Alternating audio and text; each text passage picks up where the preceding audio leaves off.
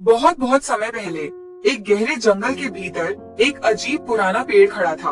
उसकी डालियां इतनी बड़ी और मुड़ी तुड़ी थीं कि दूर से लगता था मानो आसमान को छू रही हों। लोग कहते थे उस पेड़ के भीतर कोई प्राचीन रहस्य छिपा है, लेकिन कोई भी पास जाने की हिम्मत नहीं करता था। उस पेड़ की ऊंची डाल पर एक नन्हा पक्षी ने घोंसला बनाया था। हर दिन वह जंगल में गीत गाता और उसकी मधुर आवाज सुनकर फूल सिर हिलाकर मानो उसकी धुन पर झूम उठते। एक दिन उस पक्षी ने अपने घोंसले में 3 अजीब सुनहरे अंडे दिए। उन अंडों से हल्की रोशनी झिलमिला रही थी, मानो वे खुद छोटे छोटे दीपक हों। पक्षी ने सोचा, ये मेरे बच्चे हैं, मेरे सपने हैं, इनकी रक्षा करना मेरा सबसे बड़ा कर्तव्य है।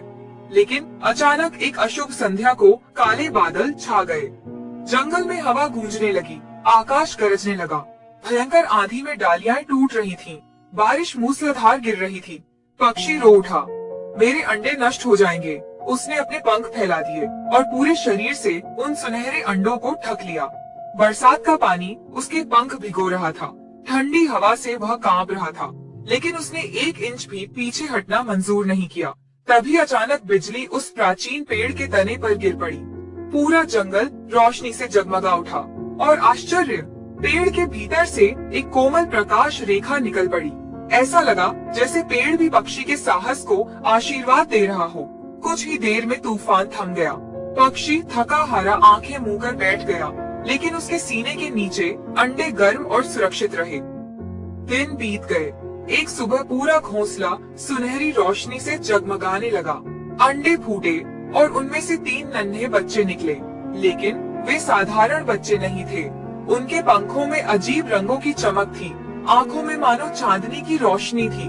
जब लोग जंगल में आए तो उन्होंने आश्चर्य से देखा कि पेड़ पर वे 3 बच्चे गीत गा रहे थे।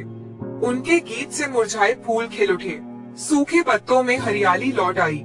जंगल का बुद्धिमान बूढ़ा उल्लू बोला, ये बच्चे जादू के संतान हैं। माँ का साहस और उसका प्रेम ही इन्हें जन्म दिया है। उस दिन के बाद से जो भी जंगल में आता वह उस पक्षी का मधुर गीत सुनता और देखता।